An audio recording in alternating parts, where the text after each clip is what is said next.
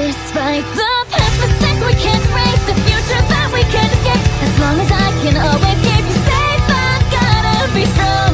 So to your name, I'll fight through the pain. This world can beat me down 100 times, but until the light I'll always rise. Always flower so pure, right up to the air, until it blooms a bright red. Hello everyone, welcome to another wonderful review episode of Retro Warriors. My name is Javier or Barak or whatever you prefer, and we're back for more reviewing. And as usual, I'm not alone. I'm going to go ahead and let my partners in crime introduce themselves. Hello, everyone. Your favorite awesome half demon shaman queen, Oh my Karasi here. god, here we go again. Your favorite Get on wild with card of the it. retro. Let me finish. Your favorite wild card of the retro warriors. Jesus, I can't do my thing with you people. Meh. Get on with your shit, bitch. And this is the second command, and the researcher and sarcastic bastard of the Retro Warriors, Hazard of Chaos And here. my bottom bitch. More like I'm your dom. Shut the fuck up. Focus, people. All right. Okay. And last but not least, Hi, I was also known as Lady Z, but I am also Lady Multiverse or Black Rose, the quote-unquote goddess of the Retro Or Warriors, the and voice of reason. more like voice of reason. Yes. But yeah, glue. quote-unquote goddess of the Retro Warriors. I will also be a partial researcher for this episode. Yeah, we'll explain why in a minute, but she's the retro goddess of the team.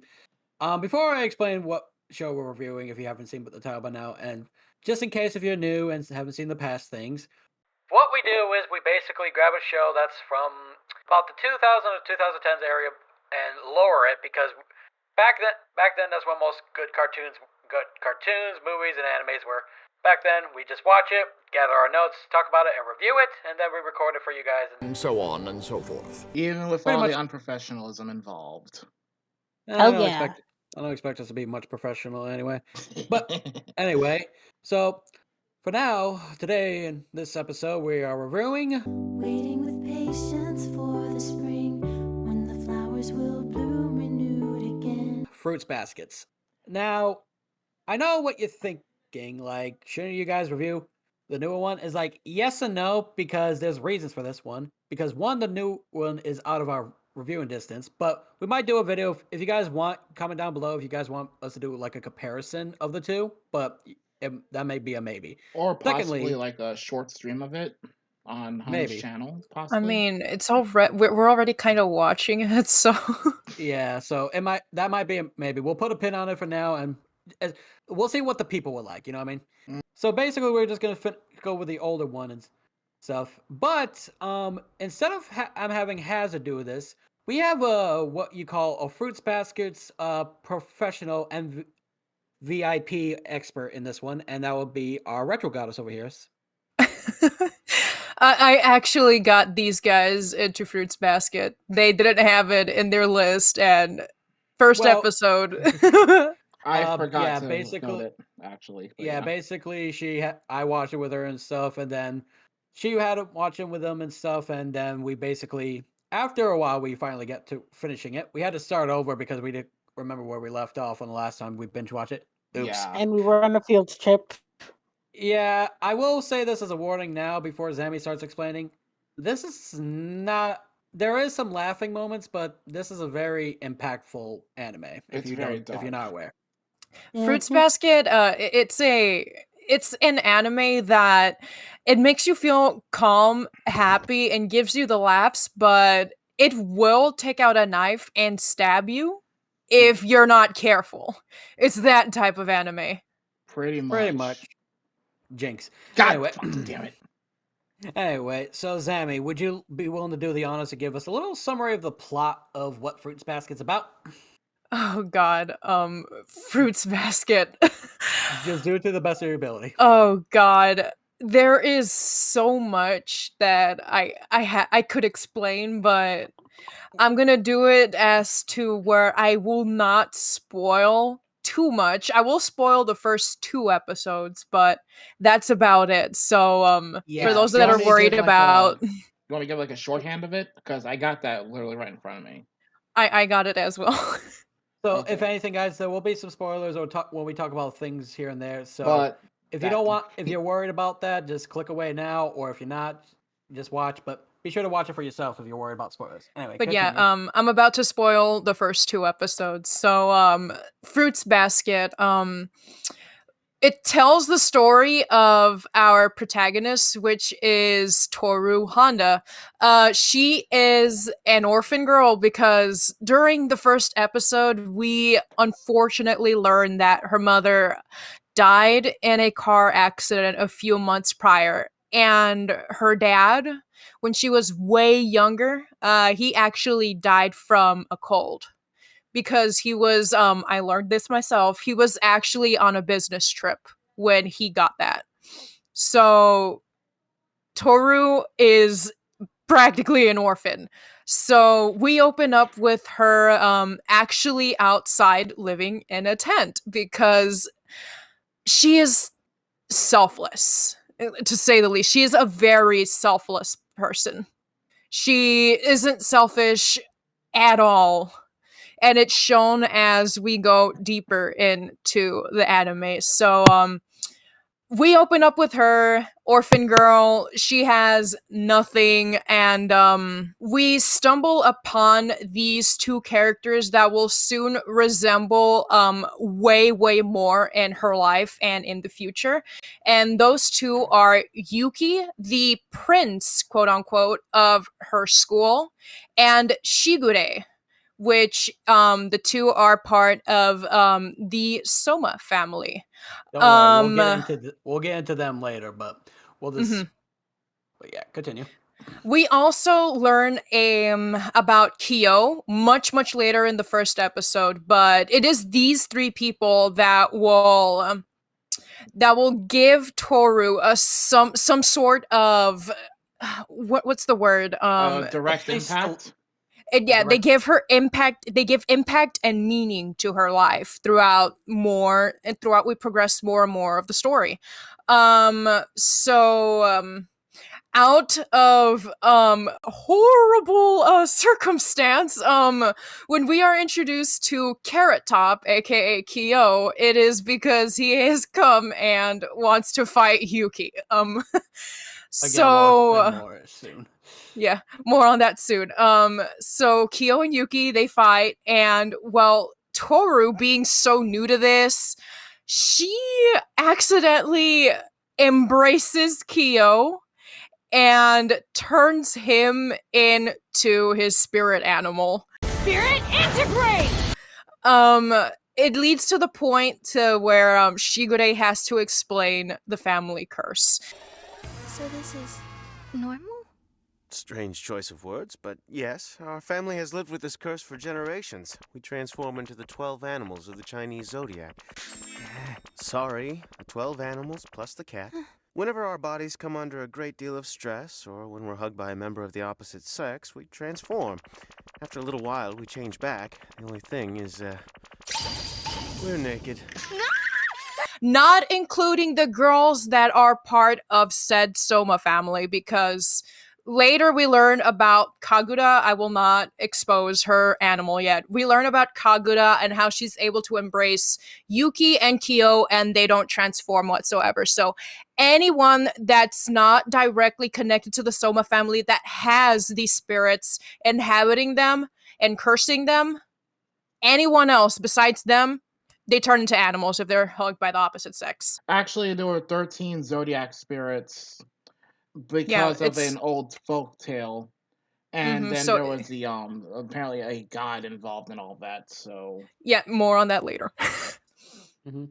So Mhm. as we progress through the story, we learn about how the Soma family is being put through hardships and pain.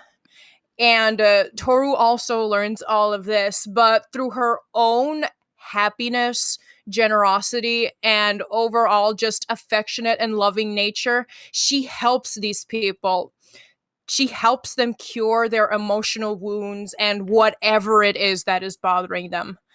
But as she learns more about this family, about Yuki, Kyo, Momiji, Shigure, everyone else in this quote unquote mysterious Soma family, she also learns more about herself and how much these people care about her. Mm-hmm. Yeah. That's pretty much the basic sum of it. Without spoiling too much. But anyway, so yeah, that's pretty much the basic sum of it. So let's go ahead and start running down the characters. Let's start off with our protagonist with telling. I guess before that we can explain it. I think the best way I could say about a protagonist, Toru, she's one of the most kind-hearted, purest persons in the show entirely. An extreme airhead. Yeah. She is cinnamon roll worthy. I want to hug her. She is, but She Xana, needs go a ahead and hug. tell. Okay, so before Hazard says anything, I'm going to go ahead and give you a little summary about Toru, and as we progress with the characters, I will also do them. So, Toru, she is shown as a polite, optimistic, extremely kind, and loving person. She loves to cook, and she is seen as an excellent housekeeper as we progress through the story. She goes to school, and she also has an after school job as a janitor at this big office because she wants to pay her tuition fees herself because she doesn't want her grandfather to, have to pay it for her. She doesn't want to burden him. That's putting it mildly. Yeah. Anything else about her you want to share, or is that it? It's just a little summary that I have. Well, I guess we could. Oh, go ahead, Hazard. Yeah, I was just gonna say basically a lot of what Zam just said basically was I can confirm. Also, some notes to the point in.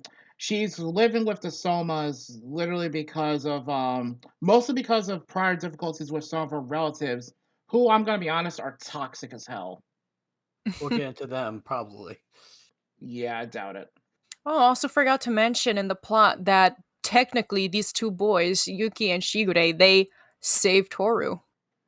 Yeah, Mhm. in the technicality, because apparently the reason she's living with them is because Toru was currently living in a tent for a while and stuff.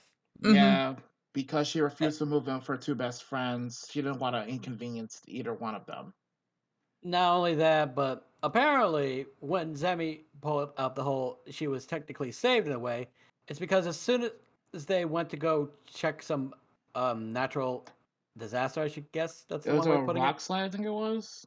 It was Yeah. a landslide. Yeah, a landslide basically crushed your tent and everything. Yeah, so if Yuki and Shigure hadn't gone out when they did, she would have died. I think that's the basic gist of Toru, right?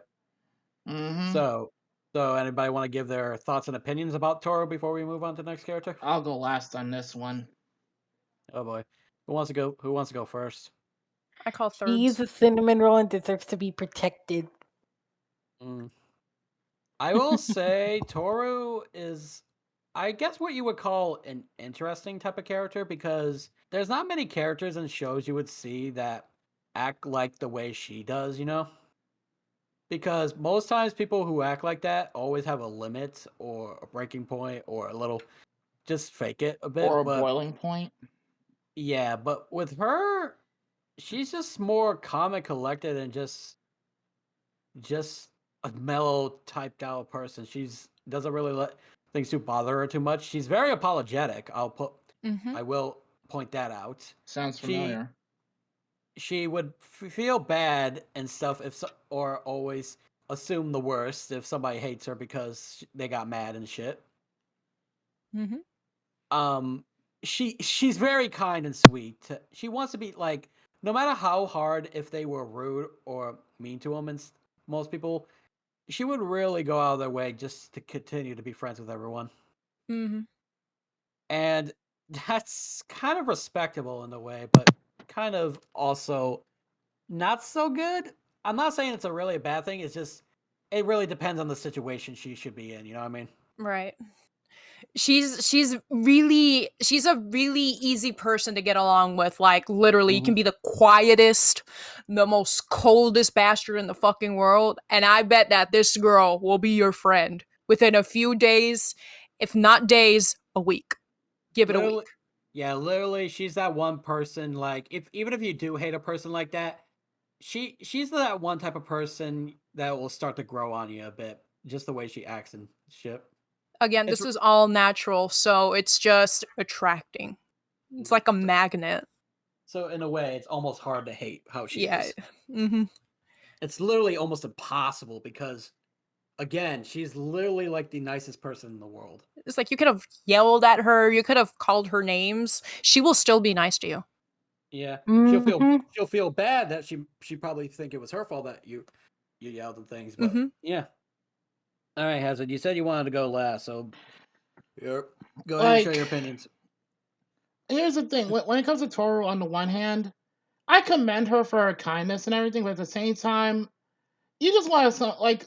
Part of me just wants to basically give her a flick on the head, saying, "You do realize you're allowed to be selfish once in a while, right? Nobody would fault you if you ever do." Extremely selfless. Mm-hmm. Yeah, And literally, I'm pretty it sure kind of most irks of the me. I'm gonna be honest; it kind of I'm irks me. But overall, I don't hate Toru or anything. It's just sometimes that attitude can be really irking. I can't say I blame you for that, and like I pointed out earlier and stuff, that selflessness is and kind-hearted and easy to be friend with is a very good thing she has, but It again, has depending gotten on her in the trouble. yeah, Mm-hmm. and depending on most situations, if especially in real life terms, that could get into bad scenarios. But I digress. But yeah, what hasn't pointed out, I believe even one of the characters who we'll most likely talk about next, has pointed out she's allowed to be selfish if she wants to. But yeah, I think that's enough about Toru. Next character, hun. All right. I don't know if Has I has got a this list. next. Okay. I don't know if you have this next in specific, but since we're already talking about Toru, we're gonna go ahead and dive into her mother, Mama Toru, which her name is Kyoko. Yep. She used to be the leader of this all-female gang. They don't explain this in the old one. They do in the new one though, so I'm gonna go ahead and fill you in. She used to be an ex-leader of this all-female gang that was called the Red Butterfly Suicide Squad, and she was known as the Crimson Butterfly. But as soon as she got pregnant and had Toru, she turned into this. She devolved from this like badass, kick-ass woman and turned into the most kind, loving, and affectionate mother one could see. She turned to And Supermom, it's basically. just, and this is just through Toru's memories alone. She's just seen Basically, it so, you know. She became so in a, Supermom. in a Mm-hmm. way, the apple doesn't fall too far from the tree. Mm-hmm. Though I will say it's kind of funny how Taro didn't even pick up the slightest hint or anything of her mom's past. But I know her mom most likely didn't bring it up or talk about it much or shit. You know what I Most, mean? if I have to be honest, I think it's largely because, like most parents out there, they want their kids to do better than they did. Basically, they don't want their kids to repeat the mistakes that they made. Mm-hmm. Though, though I will say she really raised Toro right. If Toro came out like this, that's all I have to say. Mm-hmm. Hmm. Like, Um, like literally, I'm gonna go ahead. All of basically the 13 members of the Zodiac, she managed to, heal them and talk to them and actually connect with them all because of Kyoko and what she taught her when she was younger. she's what you almost would consider a guardian angel for others. Mm-hmm. So, in a really odd manner, like she would technically be, like technically, Toru's mom was technically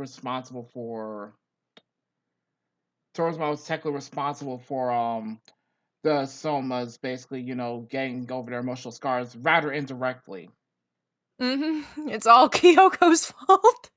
Pretty much, yeah. Bum, bum, bum, bum. Well, like I said, indirectly, because to be fair, it's Mhm. up to Toru at the end of the day if she wants to go, like if she wants to do that, and she clearly chose to. If you look at the series, Mhm. Yeah, She chose to follow Mama's words. Mm-hmm. Um, Rossi, you got anything to say about Kyoko? Badass and good mummy. Yeah. Again, I can't believe she used to be this badass gang leader and she turns into this mushy gushy mom. It's so awesome. You sound like Toru's friend there. I'm gonna be honest. I have to agree with Zammy and Crossy. And to be fair, I've seen this kind of trope in a number of animes. Like basically, criminal fathers tend to practically borderline spoil their kids with love and affection because they don't want their kids to basically be as bad as they are. It's not like it's not exactly the most uncommon trope. Mm-hmm. So I can kind of see, the whole Kyoko practically spoiling Toru with all the affection and teaching her the good values that she missed out on herself. All right, now that we talked about Toru's mom, Kyoko, we're gonna go ahead and dive into the next character, which is a very, very close friend of Kyoko's before she unfortunately passed away, and that is Arisa Uotani, who also used to be part of a gang before she met Kyoko. It is Kyoko that actually saves her, and later she is able to actually become Toru's friend because she's no longer in this gang. And then, people are like, oh my god, if Toru's hanging out with Arisa, then that means Toru must be doing stupid shit as well. Yeah, guilt by association's a bitch. Yeah, so she got out of the gang shit thanks to Kyoko and her help, and from then on, she just became one of Toru's closest friends. She is super, super competitive, sometimes violent, but she's also very tough and brash, and she especially loves to torment Kyo, or aka Carrot Top. She's just very competitive with him. Next time you pull that crap, I'm gonna light you up. Go ahead and try. It'll be the dumbest thing you ever did. I'll take you out. Oh yeah? Some tough guy. You're running away. Who's running? I'm going to the bathroom. Aw, gotta take a leak? What's it to you? Yeah, true. sadly, a lot of this about Uo's past is not shown in It the would be first exactly in series. heaven. Mm-hmm. Yeah, about that though, most of the whole gang life thing that was mostly shown more in the 2019 remake than the original. Sadly, I'm also that and the diving manga. into the manga. Yeah. Yeah, So like you'd basically have to everything. read most of that from the Mhm. manga. I'm just putting everything I know together. Gotcha. But All yeah, I right, was just pointing so that out. Arisa. So some of the stuff that we've So, mentioned here, this is a lot of it's more manga related than anything. hence why we're having Zami explain most of the characters and things, because she herself has read the manga and seen both the old and newer version. I Pointing out, also have the manga in the bookshelf behind me. and I have 4 copies of the manga on the bookshelf in my place. So yeah. Anyway, back to it. I want to say I find it funny how from what I've heard, she mostly got into this game things because she wanted to be like the Crimson Butterfly and all that. Mm-hmm. So that's funny right there. She used to be brash and fucking violent, just like Kyoko, but as soon as she met Toru, she became mushy and gushy, just like her mom. It's kind of hot though. All right, Of course, you're so into MILFs. that's I'm not Arisa. talking about Toru's mom. What's wrong with you? Han, he was talking about Arisa. Yeah. Yeah, we're talking about Arisa, the blonde one. Well, technically they're both blonde, but still. I know, I just like Toru's to mom fuck is around with ya. Orange Carrot. Oh, my colorblind. This is not nice to me. It's all good, Justin. Thoughts on Arisa, guys? I honestly didn't. Before I saw the newer one with you and stuff, and before she got this backstory and stuff, I thought she was just one of those generic tomboy type of people. You know what I mean? Yeah, like that badass Yankee. Mhm. Yeah, just like who's basically a female but has like much male personality wise. You know? And Yeah, it's tomboy. Mm-hmm. yeah, just basically tomboy in general. But once I learned about her character, she's very interesting once I got to know her and things. And things like that. But yeah, I will say she's pretty cool, and she does do a good job protecting her friend Turo, especially from certain bullies, which we'll probably have to unfortunately mention later. I'm gonna be honest. My first impression of Arisa originally, this is just based on her attitude initially. Like I'm like, oh my god, she's got the temper of a female Majima. The sad part is you are too Jen. wrong. Oh my god. God damn it, Crossy, never again. Jen. Okay.